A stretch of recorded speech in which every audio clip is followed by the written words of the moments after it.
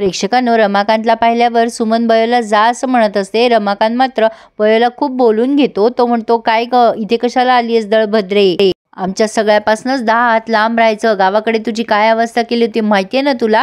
इथे त्यापेक्षाही बदतर अवस्था करेल. तिथे धुनी भांडी कर, तुझ्या आईसारखं आयुष्य जग. इथे येऊन डॉक्टर बनायची स्वप्न बघू नकोस, ती सगळी तुझ्या अवकातीच्या पलीकडची आहे. आता बयो त्याला प्रत्युत्तर छान देते. ती म्हणते, इथे सुद्धा मी धुनी भांडीच करते आणि तुम्हाला कोणी सांगितलं धुनी भांडी करून आपली स्वप्न पूर्ण करता येत नाही ते?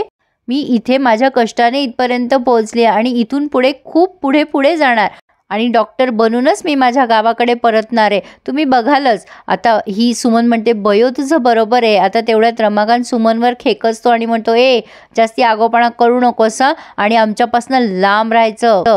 एकदा सांगितलेलं कळत नाही काय तुला? ही तुझी आणि ह्या सुमनची शेवटची भेट आहे आणि माझी सुद्धा, लक्षात ठेवायचं. आता त्याने सुमनला गाडीत बसायला सांगितलेलं आहे आणि तो बयोला आता उगाच असं धमकी दिल्याप्रमाणे बघतोय, म्हणजे हूल देतोय थोडक्यात, आणि गाडीत बसून निघून जातोय. बयोवर मात्र काही परिणाम झालेला नाहीये, पण सुमन त्यासाठी तिला काळजी वाटते. इकडे मोकल काकू त्यांच्या मुलांशी बोलत असतात अमेरिकेमधल्या, आणि तेवढ्यात ती हेतल त्यांना डिस्टर्ब करते आणि मोकल काकू जरा रागवतात. त्या हेतलला जरा ओरडतात की तुला कळत नाही का ग, माझ्या मुलांशी मी बोलतेय, यापुढे असं डिस्टर्ब करायचं नाही. हेतल म्हणते, बरं मोकल काकू, पण काय आहे ना, आज श्रीकृष्ण अष्टमी आहे, जन्माष्टमी आहे ना, तर मी पूजा करेल.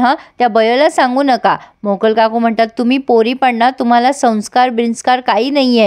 हेतल म्हणते, आहे मोकल काकू, आमच्या घरी दरवर्षी आम्ही कृष्णाचा जन्म साजरा करतो. आता तेवढ्यात बयो तिथे येते. ही म्हणत असते हेतल की आता आम्ही रात्री छान गरबा पण करू. आता मोकल काकू म्हणतात, कुठे गरबा करणार तुम्ही? इथे? आता बयो म्हणते, हो करू द्या ना मोकल काकू, देवाचं आहे, कशाला नाही म्हणताय. अंकिता म्हणते, मी माझ्या मैत्रिणीला पण बोलवते मग, इराला.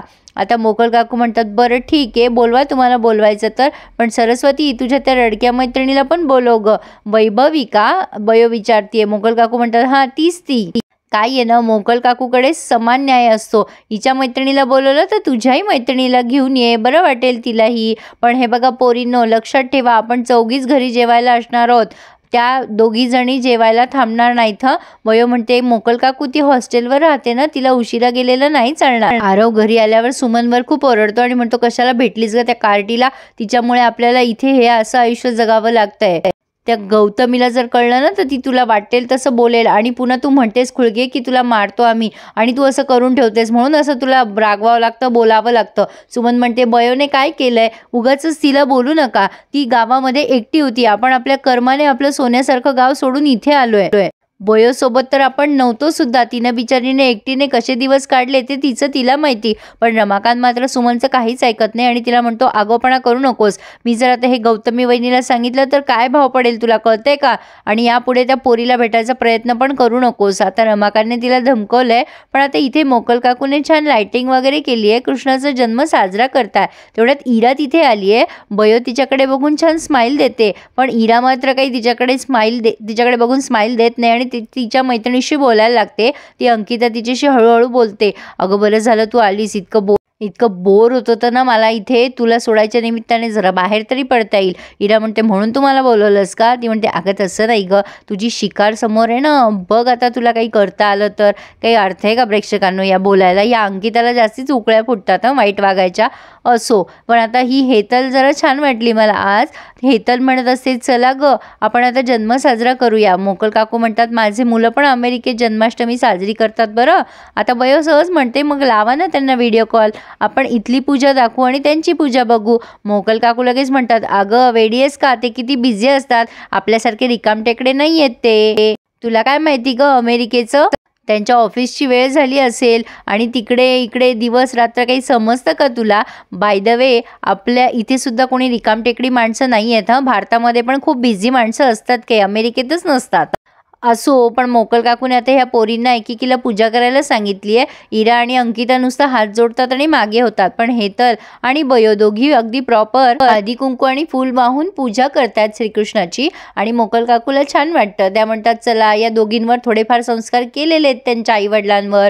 आता हेतल म्हणत असते, मोकल काकू आरती म्हणायची ना. मोकल काकू तिला आरती म्हणायला सांगताय. आता ह्यांनी छान श्रीकृष्णाची आरती वगैरे सगळी यथासांग पूजा केलेली आहे. मोकल काकू त्यांच्या पद्धतीने नमस्कार करताय श्रीकृष्णाला. हेतल गरबा खेळायला खूप एक्सायटेड असते. मोगल काकू म्हणतात, ए बाई, इथे गरबा खेळू नकोस, खालची लोक ओरडतील, खाली आवाज गेला म्हणजे बाहेर काय खेळायचे ते खेळा. पण काय ग, मागच्या वर्षी मला म्हटली होतीस की मी प्रसाद आणेल, कुठे आहे प्रसाद, आणला नाहीस ना अजून. आता हेतल म्हणते, नाही ग मोकल काकू, आणलाय मी प्रसाद, आत्ता आणते. आता हेतलने पेढ्याचा का कशाचा तरी बॉक्स आणलाय, पण तो आणता आणता तिला म्हणजे धडपडते, ती खुर्चीला पाय लागतो तिचा आणि ते सगळे पेढे खाली पडतात. त्यामुळे मोकल काकू खूप चिडतात आणि म्हणतात, काय ग तुम्ही आजकालच्या पोरी हॉटेलमध्ये खाता नुसतं आणि तुमच्यात ताकद नावाची नाहीये, ते सगळे पेढे खाली पडले, आता का देवाला ते खालच्या पेढ्याचं नैवेद्य दाखवू मी? नाही, तुला ना शिक्षाच व्हायला हवी, माझा देव उपाशी राहणार तुझ्यामुळे, दुसरं काही नैवेद्याला पण आणलं नव्हतं मी, जा तू इथून जा आधी. आता ही हेतल म्हणते, एवढं काय मोकल काकू, जरा जास्तीच बोलतेस तू, इतकं काही झालेलं नाहीये. मोकल काकू म्हणतात, इतकं कसं नाही झालं, अगं देव उपाशी राहणार, ही शिक्षा तर काहीच नाहीये तुझ्यासाठी. मग बयो म्हणते, मोकल काकू माझ्याकडे आहे प्रसाद, मी आणते आता बयोने नारळाच्या वड्या आणल्या, ज्या सुमनने दिलेल्या असतात बयोला. आता इरा तो डब्बा बघते आणि तिला असं वाटतं, अरे आपल्या घरी डब्बा आहे, असाच डब्बा आहे हा, आणि त्यात नारळाच्या वड्या निघतात, त्यामुळे कोइन्सिडेंट असूच शकत नाही. आणि इरा तेवढी चॅप्टर आहेच आहे, ती लगेच विचार करते, म्हणजे सुमन आत्याने ह्या बयोला वड्या आणलेल्या दिसत आहेत, आणि ती अशी राग दात खाऊन बघत असते बयोकडे. इकडे या मोकल काकूंनी या नारळाच्या वड्यांचा नैवेद्य दाखवलाय आणि इराचा जीवाचा संताप होतोय. आता बयोला प्रसाद वाटायला सांगतायत मोकल काकू आणि इराला राग येतोय खूप आणि इरा प्रसाद न घेता निघून जातीये. पण प्रेक्षकांनो, बयोच्या हे नंतर लक्षात आलं की अरे देवा, मी हा बॉक्स म्हणजे हा डब्बा काढायला नको होता. इराच्या लक्षात आलं वाटतं सुमन आत्याने हे नारळाच्या वड्या दिल्यात म्हणून, आणि सगळ्याच जणांना कळत नाही की ही अशी इरा अचानक निघून का गेली.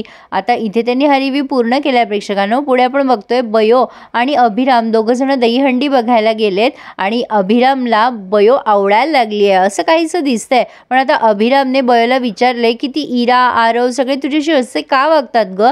आता बयो आता काहीतरी बोलतीये प्रेक्षकांनो, पण ते आपल्याला ऐकवलं नाहीये. तुम्हाला काय वाटतं, अभिरामला बयो सगळं सत्य सांगेल का? नक्की कमेंट करून कळवा आणि आवडल्यास चॅनलला सबस्क्राईब करायला आणि ह्या रिव्ह्यूला लाईक करायला विसरू नका. धन्यवाद.